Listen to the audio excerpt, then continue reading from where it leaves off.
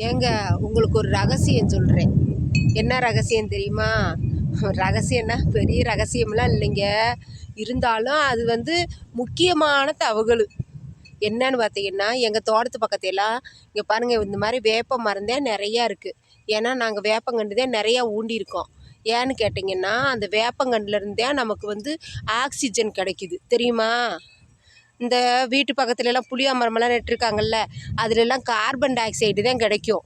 நமக்கு ஆக்சிஜன் இருந்தால் தானே நம்ம உயிர் வாழ முடியும். அது மாத்திரம் இல்லைங்க, இந்த நாங்கள்லாம் கிராமத்தில் இருக்கிறதுனால நைட்லலாம் அந்த சோளம் கம்பு இதெல்லாம் கணத்துல போட்டிருப்போமா, களத்தில் போட்டிருக்கப்ப காவலுக்கு இருப்போம் இல்லையா, அப்போ எல்லாம் இந்த புளியா மரத்துக்கு கீழே படுத்தோம்னாக்கு நமக்கு கார்பன் டை ஆக்சைடு நம்ம அந்த இதுலேருந்து வெளியே வருமா.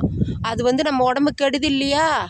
இந்த வேப்ப மரத்தை நட்டுருந்தோம்னா, வேப்ப மரத்துக்கு கீழே நம்ம படுத்தோம்னா அந்த ஆக்சிஜன் நம்ம உடம்புக்கு நல்லது தெரியுமா. அதனால நீங்களும் உங்கள் வீட்டுக்கிட்ட உங்கள் தோட்டத்துல எல்லாம் வேப்பங்கன்றை நடுங்க. அதுதாங்க உடம்புக்கும் நல்லது, நமக்கு ஆக்சிஜனை கொடுக்கும். அது மாத்திரம் இல்லாமல் அதில் மருத்துவ குணம் வேறு நிறையா இருக்குது சரியா. அதனால நீங்களும் வேப்பங்கன்று நடுங்க.